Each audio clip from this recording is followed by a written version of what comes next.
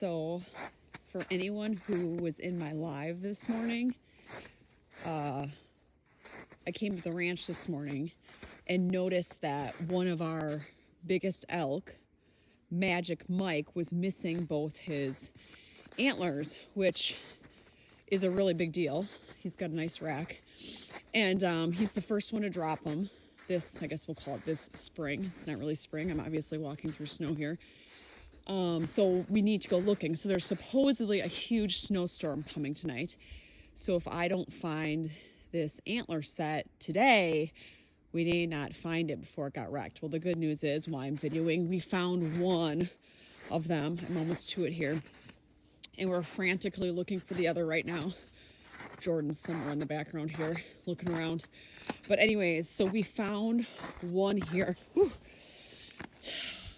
They blend in so much, so you can see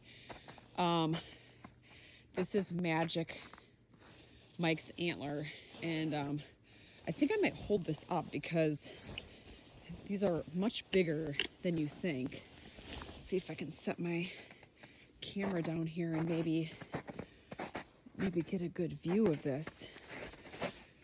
I'll hold it so you can. These are big, so it's a big deal that we find these. As you can see, it's a really big rack. So the matching set for this is somewhere here in the woods, hopefully. So we have to find them quick because these are this is a little beat up from rubbing with his buddies, but otherwise it's in really good condition.